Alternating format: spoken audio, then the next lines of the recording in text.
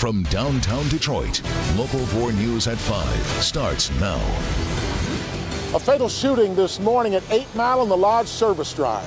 We know there was cars in the area because we have video of that. If they saw anything, to just give us a call. Somebody did, and we found him. All right, Stephen, brand new clues in the New York City truck attack. What we're now learning about the suspect and what police are now calling an intricate plan to kill. But we're going to begin with breaking news. A couple charged in connection with the shooting of children inside an in-home daycare in Dearborn. After more than a month of investigating, the Wayne County prosecutor announced charges just a short time ago. Let's get to Jermont Terry. Jermont, they didn't pull the trigger, but they're facing a long list of charges. They are, Devin. As you mentioned, those charges come just over a month since those two children were shot inside this house, a house where the husband and wife operated an illegal daycare. Now, the couple is charged with leaving those loaded guns in the reach of those children. But the breaking news goes beyond just the charges for the children injured. We've learned that the couple's 6 children have also been removed from their care. All is quiet at Timothy and Samantha Eubanks' Dearborn house today. No answer at the house when I stopped by, and neighbors tell me the Eubanks aren't around much these days. No one has talked to them. They've just not been there. We know the husband and wife are expected to turn themselves into prosecutors on Thursday. Back in September, police responded after the couple's 3-year-old son shot 2 3-year-old boys, one in the face and the other in the shoulder, as Mrs. Eubanks watched 6 other children downstairs. The weapons belonged to Mr. Eubank. He wasn't home at the time, but the prosecutor says he's just as guilty for not making sure the weapons were secure. It's a tragedy and carelessness. Now, I'm sorry it happened. They're nice people. The Eubanks are both charged with second-degree child abuse, but Mrs. Eubanks faces an additional charge of child abuse for the 6 children she was illegally watching in the unlicensed daycare. She's also charged with abuse of her own children, who also lived there. The Eubanks lost custody of their children and could lose their freedom for keeping the loaded, unlocked guns around those children. Hearing that their 6 children were also removed from their care. I didn't even know that. So I'm really sorry because they were nice people. Now, we should point out the couple's children were not abused, but because they lived in the house, the prosecutors say that the children were endangered as well. Now, Dearborn police are expected to talk about the specifics of this case in the news conference tomorrow. The same day, the husband and wife are expected to be formally charged. Reporting live in Dearborn tonight with breaking news, Jermont Terry, Local 4. So, Jermont, a little more than a month now after all of this, what's the latest on the 3-year-olds who were injured? Well, Devin, we know that the 1 3-year-old boy was treated and released, but unfortunately the child that was shot in the face is still in the hospital recovering. Yeah. All right, Jermont. All right, let's get to brand new information that we're learning about a deadly shooting near the Lodge on Detroit's west side. Happened about 8 this morning at a gas station near the Lodge Service Drive and Cousins. Let's get out to Steve Garagiola live tonight. Steve, this happened right around rush hour, so several people saw it happen. Well, you know, I would bet a lot of people saw it happen, but maybe don't know what they saw because it happened very fast. It happened here at the Citgo gas station, right here in this corner of the parking lot. Now, a lot of people saw it because we're here at 8 Mile. You can see how busy 8 Mile is right now, and it's just like this at rush hour. So a lot of people were passing by when it happened. Over the course of this day, we've uncovered surveillance video from a couple of sources that might help police as they start this investigation. The end point of this incident is at the Lodge Service Drive just south of 8 Mile in front of this apartment complex. Surveillance video shows a blue Hyundai roll to a stop. Other vehicles slow down, but then continue, unsure of what's wrong. The driver had been shot multiple times. We know there was cars in the area because we have video of that. If they saw anything, to just give us a call. They can remain anonymous. This was at about 7:50 this morning. Now let's back up about 5 minutes, about a mile away on 8 Mile. This is dash cam video from a man on his way to work. Watch the far left side of the screen at a Citgo gas station. I heard the shots. Election potentially in a decisive way by making that. I turned my head towards the gas station and saw the muzzle flash. I ducked my head a little bit, got past the gas station and then immediately called 911. The 911 operator told the man to call Detroit police about his dash cam video. He says he called several times, but couldn't get anyone to take his information. So he called us. It was very frustrating. This afternoon, we go to that gas station, and they shared their surveillance video, which at 7:46 a.m. captures video of the victim. A man approach from the shadows and a customer react to gunfire. I take a walk out to the parking lot and see 4 shell casings on the ground. Now it's time to back away and call Detroit police. Which I did. So we called the police. They have just arrived about an hour ago. They tell me the crime scene techs are on their way. They've not even been here yet because there are those shell casings still gathered out here in the parking lot. So the investigation just getting started now, but it was a fatal shooting. The man driving about a mile to the service drive where this ended. Devin, Kimberly, back to you. Steve, do we know anything else about the victim? Well, actually, we don't. We know that the car had an out-of-state driver's license plate. It was a Maryland plate, maybe a rental car, and police have not released any information about the victim. Yeah, certainly more to come on this story. Steve, we appreciate it. New clues painting a picture of the man who plowed into a crowded bike path in Lower Manhattan, killing 8 people. The officials say the suspect has been identified as Sayfullo Saipov. He has been planning the attack, according to police, for weeks. In fact, sources say he had connections to people who have been subjects of terrorism investigations, and some of those close to him had feared for years that he was heading down the path of extremism. Jay Gray is in Lower Manhattan near the spot where the killing spree ended with a look at where the investigation stands now. Jay? Good evening, Devin. Good evening, Kimberly. Investigators say the attack that killed 8 and injured more than a dozen was carried out by a lone wolf, an immigrant who self-radicalized online after moving to the U.S.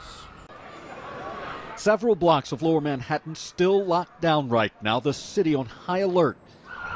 A day after what investigators are calling an ISIS-inspired attack. This was an attack on the United States of America, an attack on New York City, an attack on our people, and it was the definition of terrorism. Carried out, federal agents say, by this man, 29-year-old Sayfullo Saipov, a permanent resident of the U.S. who came to the country in 2010 from Uzbekistan. It appears that Mr. Saipov had been planning this for a number of weeks. Renting this truck and running down cyclists on this bike path, ramming a school bus, then, according to witnesses, yelling Allah Akbar, God is great in Arabic, as he left the vehicle. Recovered in and around the vehicle were multiple knives, the 2 imitation pistols, one a paintball gun, the other a Crossman pellet gun, and a handwritten note in Arabic pledging his allegiance to ISIS. Send him to Gitmo. President Trump is calling for stepped-up vetting of immigrants in the wake of the attack. And to further investigate this animal who did the attacking. An investigation continuing after the deadliest terror attack in the city since 9/11. And a big part of the investigation right now is sorting through the online history of the suspect. Agents saying there's no evidence at this point that shows he was helped by any person or organization in plotting or carrying out the attack. Then New York, Jay Gray, Local 4. All right, Jay, our coverage of this tragedy continues over this next 90 minutes of news. Ahead at 5:30, what the president is saying more about the suspect that generated a lot of talk today. And then at 6, Police Chief James Craig from Detroit shows us how police here are already learning from what happened in New York. The search for answers continues after a 3-car accident. Happened not long ago at Outer Drive and Roselawn on Detroit's west side. Take a look here. This is video of the scene from Sky 4. And as you can see there, one car was on its side on top of another car. Investigators are working to figure out what prompted the crash. Okay, now to the weather and kind of a good news, bad news scenario starting to play out here. Going to get warmer, but rain coming along with it. Some would say, Ben, that's bad news, bad news. 1 step forward, 2 steps back, that kind of thing. Yeah, sure. But we are going to be close to our lows here in the next few hours and then see those temperatures actually rise during the night. But you can start to see the beginnings of the moisture showing up here just west of Lansing and Jackson, at least on radar. You've got to go all the way out to Benton Harbor to find reports of rain here in the state. It is coming down as light rain there, but gradually through the night, we're going to see more of this start to move itself over on top of us. So by 6 o'clock, we're looking at just cloudy skies in 42. Clouds will probably be around for most of us at 8 o'clock, just a couple drops, and then the widespread rain starts pushing in around 10 o'clock, and that's likely going to be our low temperature at 40 degrees. We'll look at the warmer numbers and see how long they stick around. Coming up in a few minutes, guys. Okay, Ben. A shooter is still on the loose after a 40-year-old man was found dead this morning in his driveway. Happened on Parkwood Street and Eastern Avenue, just east of Middlebelt in Inkster. Victim was found next to his car after being shot around 6 a.m. and police tell us they continue to investigate. Over on Detroit's west side, a non-fatal shooting being investigated. This is around 2 a.m. this morning. An argument between two women left one with a gunshot wound to the left hand. Happened on Trinity Street, just west of Burt Road near 7 Mile. Two cars were found smashed up in the front lawn of a house after the two women were chasing each other before one of them opened fire. A suspect is in custody after breaking into a church on Detroit's east side. Police responded to a breaking and entering at 6 a.m. at the Solid Rock Missionary Baptist Church on Van Dyke, just north of Harper. The Detroit Police Department has confirmed the suspect was found and is currently in custody. Just getting started on this November 1st at 5. Much more ahead, including news about this. It's beginning to look a whole lot like Christmas. What happened today in Detroit that will help you get in the holiday spirit. And a serious problem at a Michigan animal shelter that's forced them to close their doors. Here's Sean. She's only 13 years old. She and her little brother walking to school this morning and someone holds a gun to her head. That girl makes two quick decisions to save her brother's life and save her life. We'll hear from her on Local 4. And imagine this, you're just dropping your kids off at school. You come back outside and there's somebody inside of your car stealing her purse and then pointing a gun at you. That's what happened to a mother, but there's much more to the story. At 6. These two girls could face life sentences for what they allegedly did to a pizza delivery driver. You'll hear from the man they're accused of attacking. New at 6. Also, a college student just trying to get to her apartment, beaten by a group of men. New at 6 as she recovers. Someone close to her is speaking out. The victim of an armed robbery and the detectives working on her case are hoping you might be able to help them find this man right here. For weeks, a man has been stealing purses from women on Detroit's west side, and as Nick Monticelli reports, it appears he's getting more bold every time he does it.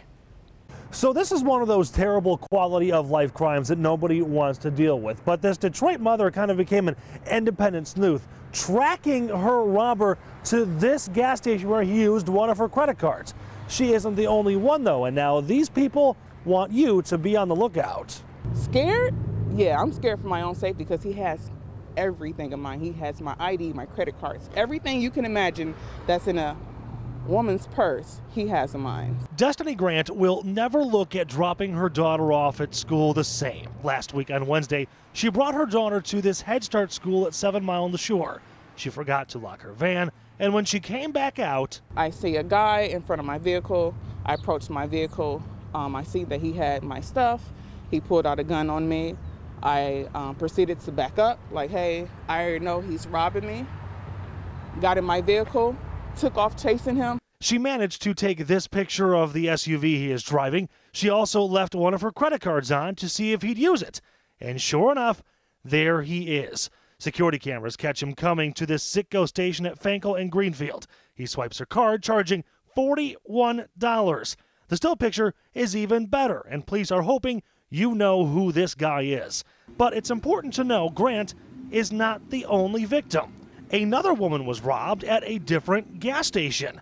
The security camera there caught him sneaking up to her car and grabbing her purse. So the women who are being targeted want everyone else to know. So now we have to take into perspective, will your mom get robbed? Will your dad get robbed? He's robbing everyone. There's no race or gender at all. On Detroit's west side, Nick Monticelli, Local 4. There's a good chance there could be other victims out there detectives don't know about. If you're one of them, or if you know who that guy is, it's a really good picture of him. Call Detroit Police.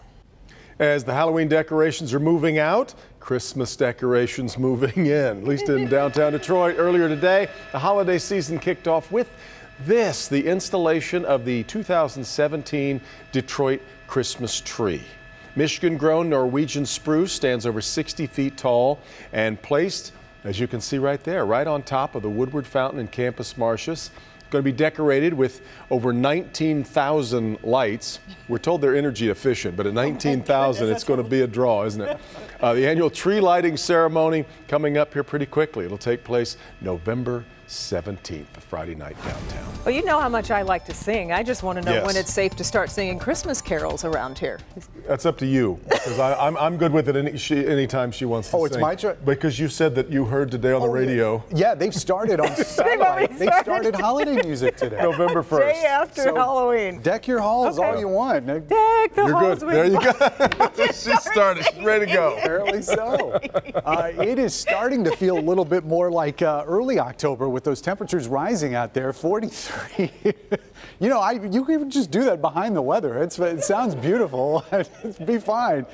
We're 43 right now. We're going to sink a couple more degrees, but that's going to be it. And then we're going to start pushing in warmer air. And you can see how the 40s are extending all the way down to the Ohio Valley. But generally, all that moisture, or I should say milder air that's down in the south is headed in our direction over the next 12 to 24 hours. So looking out over the city, a lot of clouds, kind of a gloomy day. 43 is where we sit right now. We do have a very light southeast wind at 6. So wind chills, not much of an issue. Relative humidity is at 74%, but it may take a while before the ground or the lower levels saturate and we get that rain to fall. Look, kids, deer. This is from Croswell. Got caught a little whitetail moving across the fields out there. Looks like maybe a little bit of sunshine out there illuminating that picture, but generally we've got a lot of clouds in the forecast going forward. And you can see the leading edge of that rain just starting to move into southwest Michigan. And once it gets here, it's going to sit on top of us for most of the nighttime hours. You can see that just balloon up as we get through the night. And then tomorrow, we'll see 2 chances of rain, first early and then late. And then a warm front on the tail end of this will bring some milder air back for the weekend. But look, on Saturday morning at 8 o'clock, that rain is going to be hanging out just to our southwest. It looks like we'll get the bulk of the day dry on Saturday, but then we'll probably start seeing those showers develop in the second half. Now, as far as what we can expect for rainfall totals here in the short term, this will take us from tonight through early parts of tomorrow. This is a good, healthy dose of rain, anywhere from about a ½ inch to 3/4 of an inch, may overachieve in a couple spots with 8 or 9/10. But hopefully we'll stay away from the 1-inch marks. But remember, we've got another round coming in the afternoon and evening hours, mainly the evening hours tomorrow. So let's look at temperatures by 8 a.m. Remember, the lows are going to be happening tonight in the evening and will be rising overnight. So by the time we wake up tomorrow morning, we're looking at 50 degrees in the city. But check out some of these south zone temperatures. This is 8 a.m. in the morning on November 2nd. 58 in Lambertville, 57 in Luna Pier. And then those numbers get cooler the further north you get. 40s for 8 a.m. temperatures here in our west zone generally. And not surprising, the north zone is going to be the cool spot.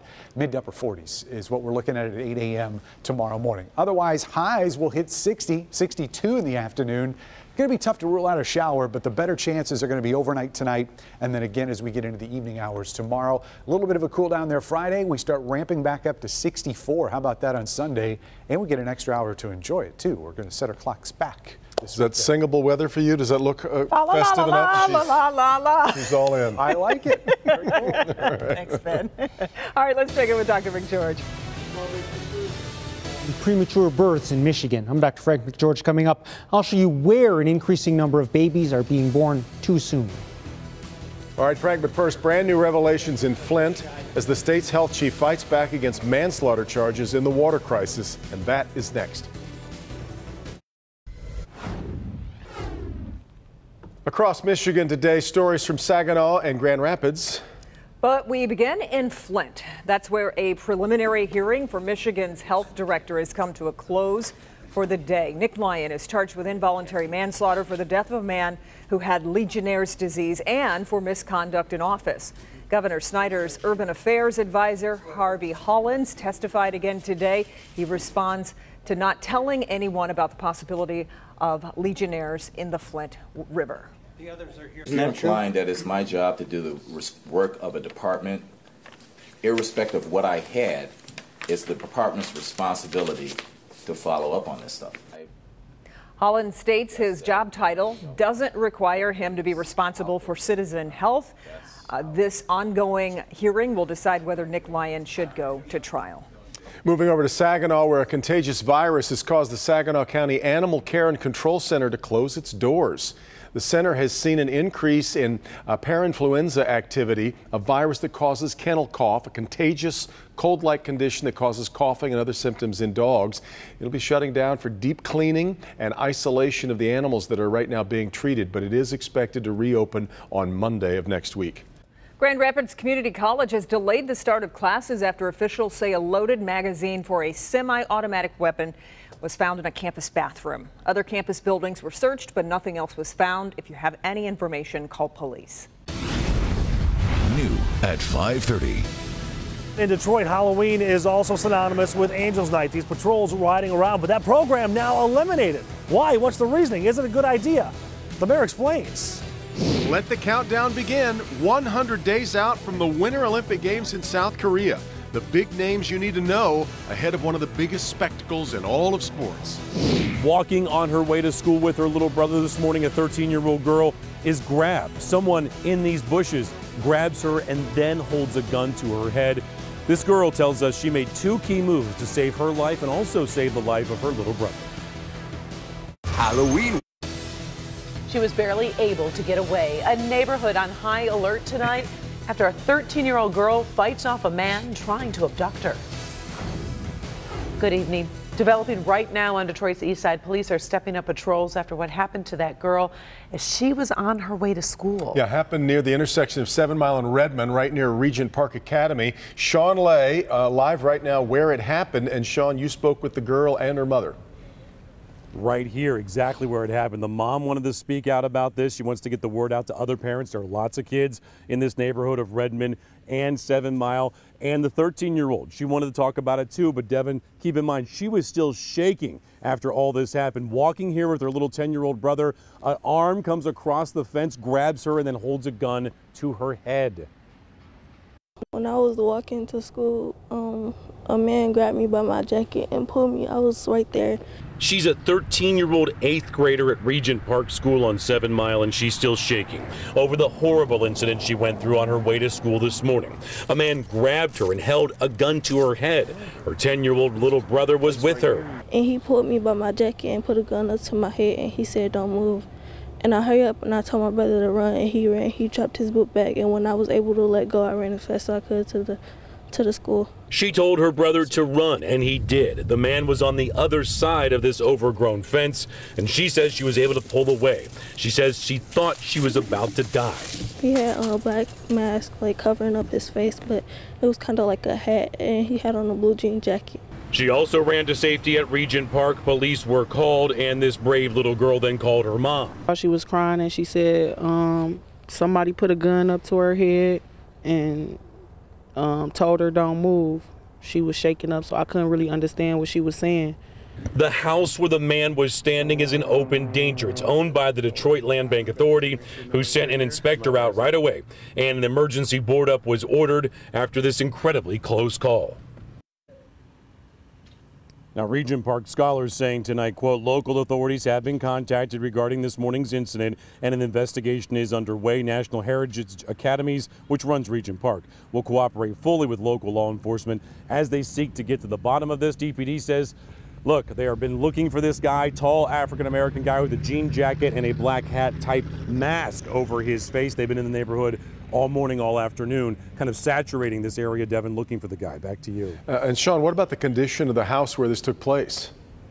Yeah, it's not good. The front door is wide open. All this growth here and all these mattresses here giving people plenty of places to hide. Yeah. It's owned by the Land Bank Authority. We contacted them. They got the inspector out here. He's ordering an emergency board up.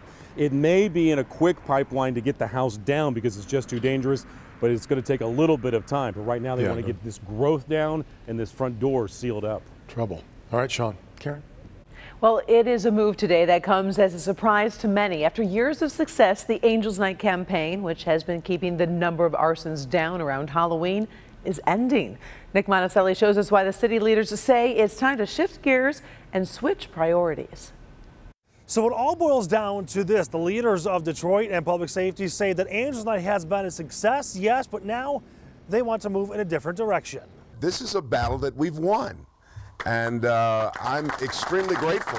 It was essentially a celebration inside the Detroit Public Safety Headquarters today, celebrating that all the hard work to deter crime and arson around Halloween has paid off. Today marks another chapter in Detroit's recovery. Effective next year, the city will no longer have these Angel Night Patrols, which were designed to deter arson.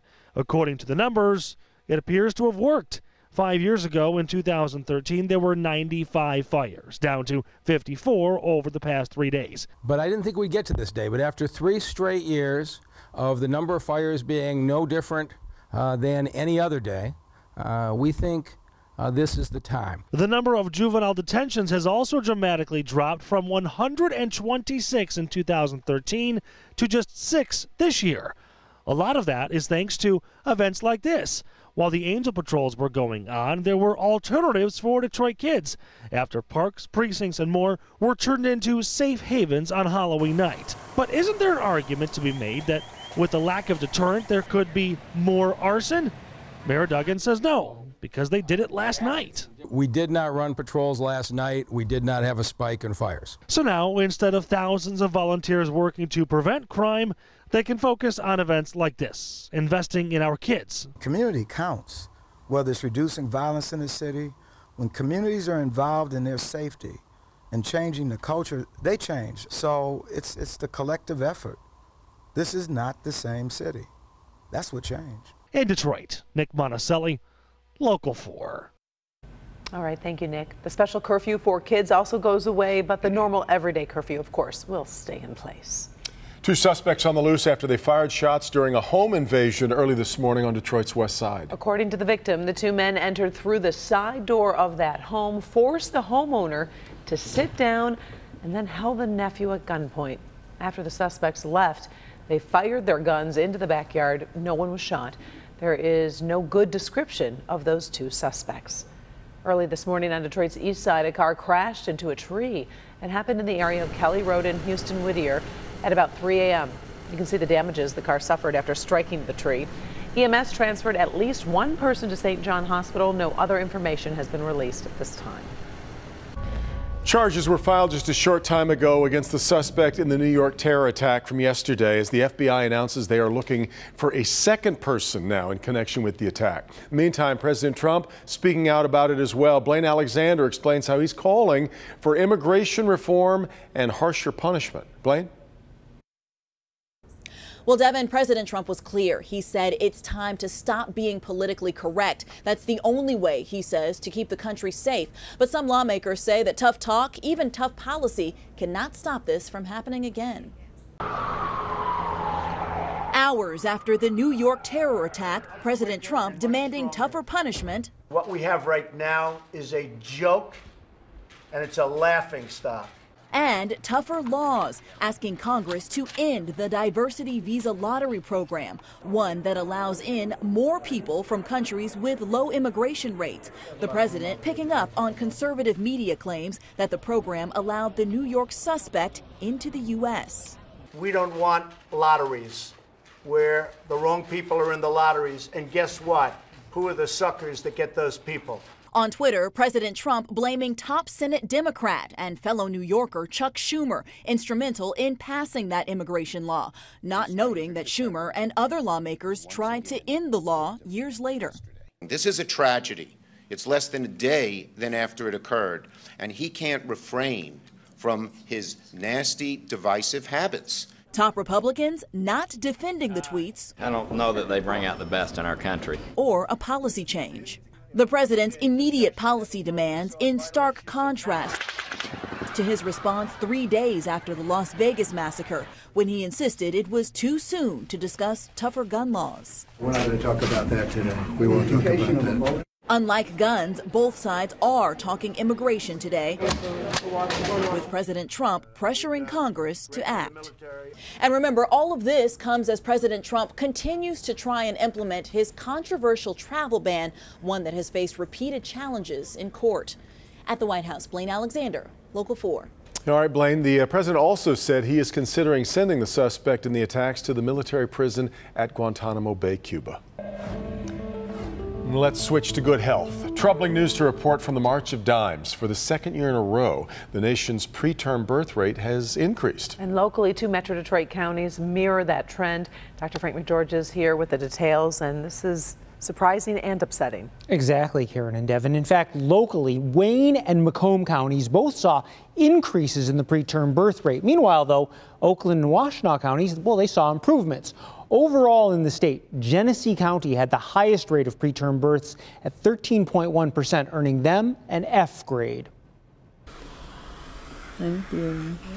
Taretha Shannon is exhausted. She's been visiting her baby Leah in the hospital every day since Leah's birthday 3.5 months ago. I haven't missed not one day. And I work nights, 7 p to 7 a. So I worked last night, got off, took a shower, took my daughter to school, back here with Leah.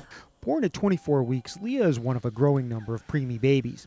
The March of Dimes reports the U.S. preterm birth rate rose to 9.8% last year, up from 9.6% in 2015. It impacts babies all around this country. But what we also know is there is a disproportionate impact on babies of color. Black women are nearly 50% more likely to deliver early than white women. Detroit's preterm birth rate increased to 13.9%, one of the highest in the state, up from 13.5%. The causes of prematurity are complex, but for moms like Taretha Shannon, the results can be heartbreaking. I cried every single day. Like, we listened to music to get by, talking to her, reading books. Yeah, it's very emotional. More than 380,000 babies are born too soon in the U.S. every year.